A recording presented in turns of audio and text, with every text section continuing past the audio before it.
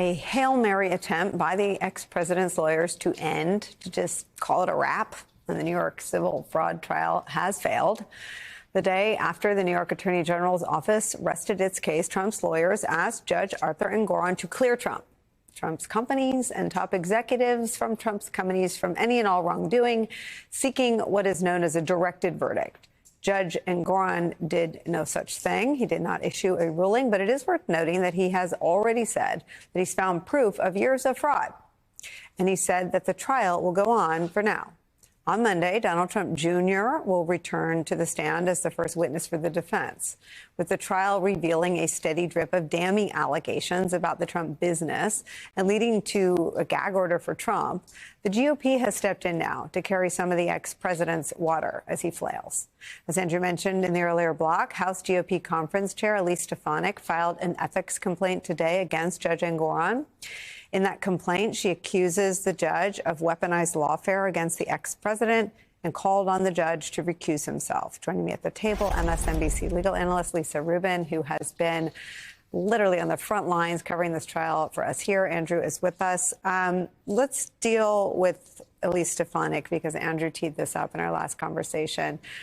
Is there any merit to the allegation, or is it to be viewed purely? I mean, she's always sort of been there to carry Trump's water when he's been on trial in a congressional sense. Is this the same? Yes and no. So let's start by saying Elise Stefanik's letter begins with a bunch of partial and selective quotations from hearings that, read in their entirety, are not, I don't think, evocative of bias. For example, the quote about her saying that Judge Engoron characterized Donald Trump as just a bad guy, that was him responding to allegations that Trump was being selectively prosecuted, saying repeatedly he doesn't fit into a protective class and that the Attorney General is within her rights to make the decision that he is just a bad guy who needs to be prosecuted for his crimes. That's just one example of the selective quotation.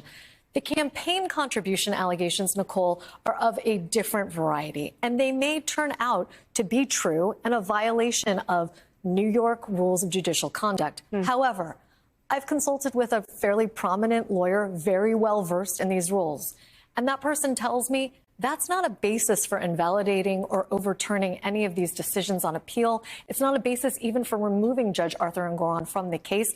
If anything, it would be the basis for discipline. And I think the Trump lawyers knew that. They were hinting at these allegations about the campaign contributions that had emanated from a Breitbart report late last week. And then they told the judge on Monday, the same day Trump was on the stand, that they intended to make a motion for mistrial about them. My guess is that they realized that it's not the basis for a mistrial. It's not the basis for an appeal. And so what did they do?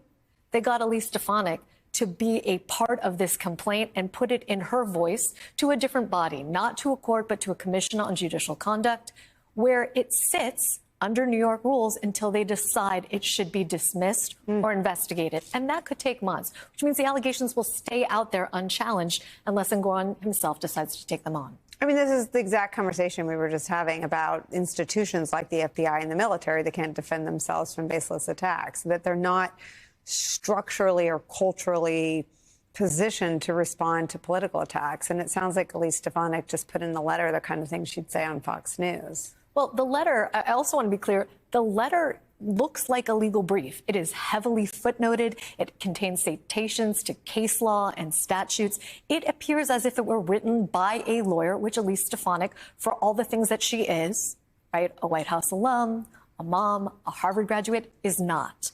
So I have a belief that Elise Stefanik was brought into this effort when they realized that using these allegations as the basis to get rid of this case wasn't going to work. Andrew Weitzman, what is the path forward here? What do you think happens next? Well, I think that the trial is going to go forward. This is an opportunity with respect to a number of the causes of action that have not been decided for Donald Trump and Don Jr. and Eric Trump and the entities to say why there isn't the requisite intent, there isn't materiality, why they acted in good faith. They can put on evidences to that. Remember, these causes of action, the ones that are on trial, are different than the one cause of action that Judge Engoron ruled in favor of the state.